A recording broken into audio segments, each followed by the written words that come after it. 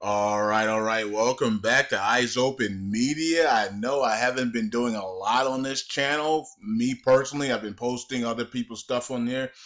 So I haven't done a lot on here, but let's go over what's going on just in case you guys are not following the main channel, Currency 365.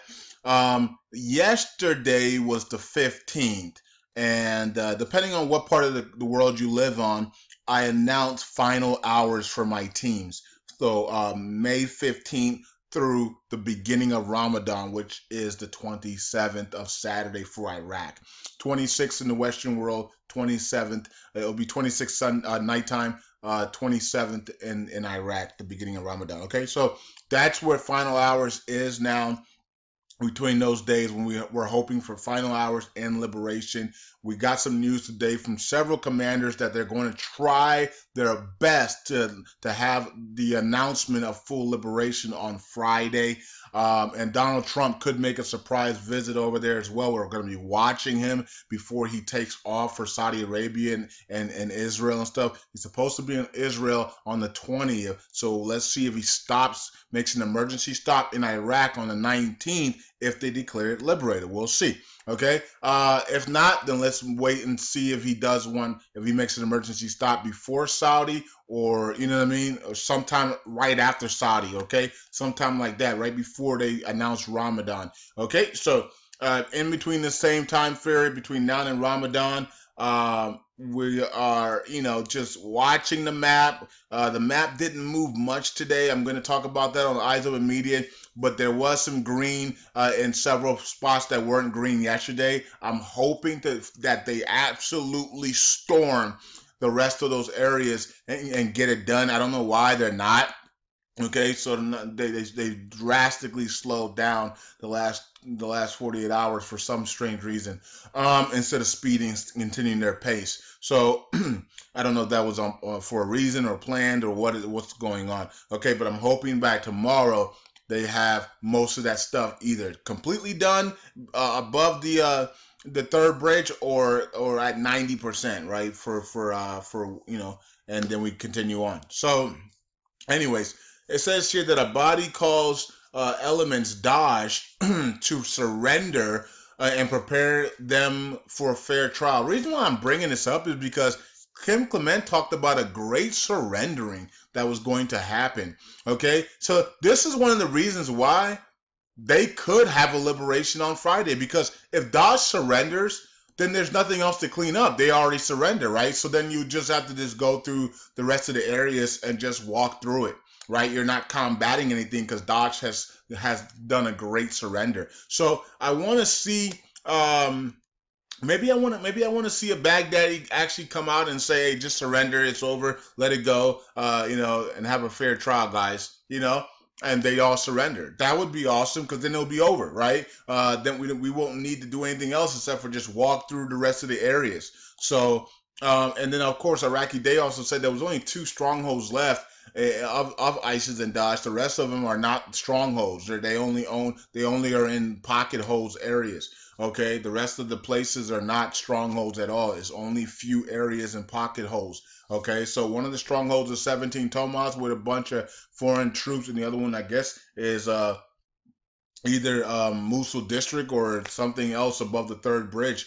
I don't know. Okay, so there's one of the other areas that we're about to get by tomorrow or by Friday. They might have the whole thing by Friday, and all the areas that are stronghold by ISIS will be liberated by Friday. So then they can actually call a full liberation if they want to. And they even said even if there is pocket holds of ISIS, we can still declare full liberation by Friday. Okay, especially if Donald Trump is going to make a surprise visit there.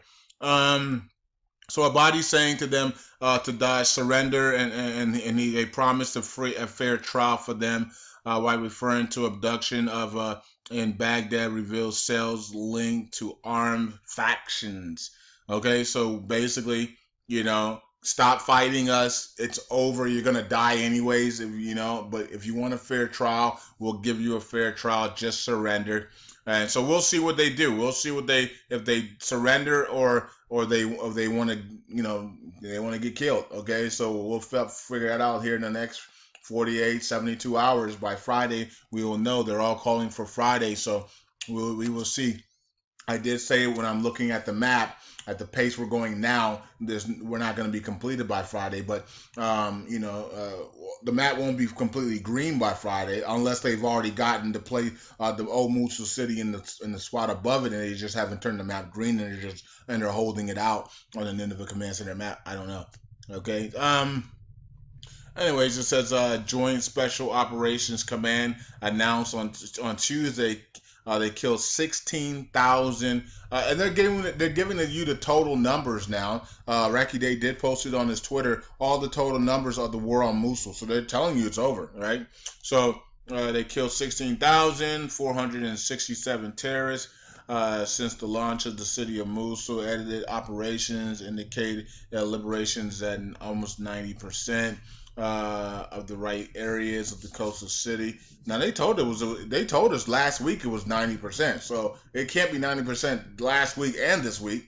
So you know what I mean. So that's a head scratcher there, because they told us 90% last week and we had 10% left to go. Now we've cleared up a whole bunch of stuff in the last 7 days, and they're still calling 90%. So we know that's a lie. Okay, so. And that's probably one of the reasons why they're saying, look, by Friday we could announce it by Friday, even though there still might be some pocket holes left. Okay, so let's see here. It says we have uncovered a lot of kidnapping cells in Baghdad linked to armed factions, but these factions disown them, alluding to the establishment of a cell for political kidnapping operations because they need to treat another type. I don't know what that means.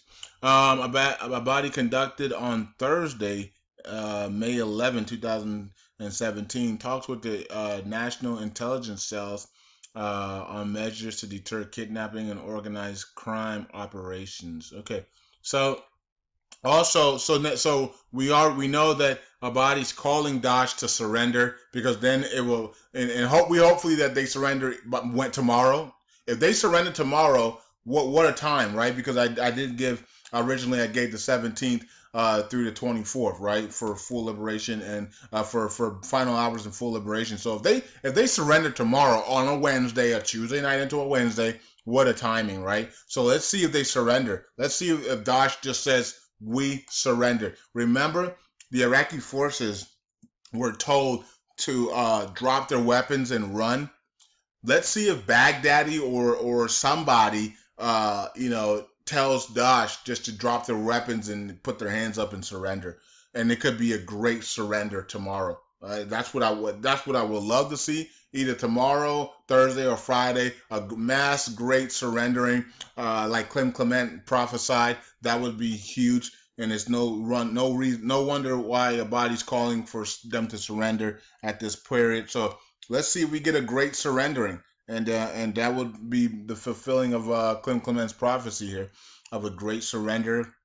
And then, and then a move in the economic reforms to raise the value and things of that nature right after. So, Daesh and ISIS look like they are the donkeys of the day, okay? And you guys, if you guys listen to the Breakfast Club radio, or on YouTube, Charlemagne does the donkey of the days and stuff like that. You are the donkey of the day. You are the donkey of the day. Oh man. And that was, the song is from the Sweet Tones of the Hamiltons. Anyway, so Daesh is Abadi's calling them to surrender and for a fair trial. Let's see if they do or not. If not, of course, we'll just wipe them out, annihilate them. If they do surrender, then it will be a great surrendering in the region of Mosul, and Mosul will be liberated. It could happen tomorrow, could happen Thursday, or it could happen Friday. Donald Trump will then, hopefully, Donald Trump makes a surprise visit. He's in the area, but he's going to be in the area on Friday. He will be flying in that area to Israel. He could easily make a surprise emergency landing to Iraq. There's no reason why Donald Trump is not going to visit Iraq, being in that region, especially if the prophecy happens of a great surrender and they get the land. Okay, if not, then we continue, and then Donald Trump watches it closely before he goes to Saudi Arabia. If he needs to, if it takes maybe a day or two later, then he can quickly come there while he's still in the region and get it done, or right before Saudi Arabia summit and get it done, or right after Saudi Arabia summit before Ramadan, he can get it. He can go over there and congratulate them on an emergency trip and then leave before Ramadan begins on Saturday morning. Okay, so there's a couple options that he can do, and yeah, it is what it is, man. I think we're all expecting a lot. I don't know what's gonna really happen, because a lot of this stuff is on the shoulders of the IMF, the World Bank, United Nations, and they're watching it with the elites and seeing what they're gonna do. The elites have come in and talked. A lot of them have come in already to Baghdad to talk to Abadi and congratulate him. Of course, the ones that want to see Iraq back on the international stage, not all the elites want to do that. That's why we've been fighting this evil versus good battle for so long now. But the elites that want to see Iraq return because they want to invest in Iraq and make a whole bunch of money, they've all come down to see Abadi and congratulate him.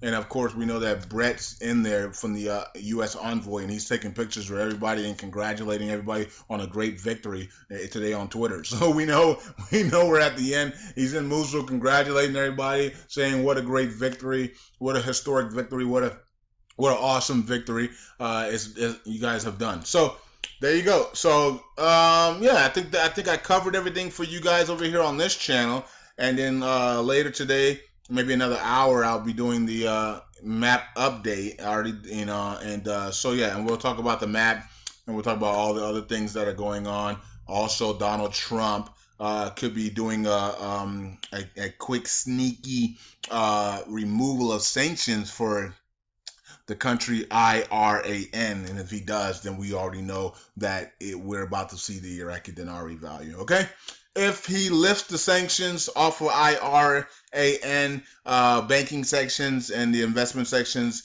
before he leaves, because they're saying he could do it before he leaves before he leaves to the Middle East to go to Israel and then Saudi Arabia and stuff. So if he does it before he leaves, so he doesn't have to answer questions, that's when that would be the best time to do it. Remove the sanctions off the people and remove the sanctions off of the banking sector, and then roll out to the Middle East and then to the Vatican and all the other places he's going for maybe like a week or two, and just so you don't have to answer any questions. That would be smart, right? So I think that's what he's gonna do. We got reports on that, so we're watching that closely, because if he does remove the sanctions, banking sanctions off of Iran and off of the American people doing business with Iran, then we know that Iraqi dinar is about to revalue. Okay, so that's it for me. And then, of course, we're going to figure out what Iran is going to do with their currency as well. Okay, so that's it for me. Salute, and Daesh surrender. A great surrender is coming, or do we have to annihilate them? We'll find out. We're in final hours. Liberation is here.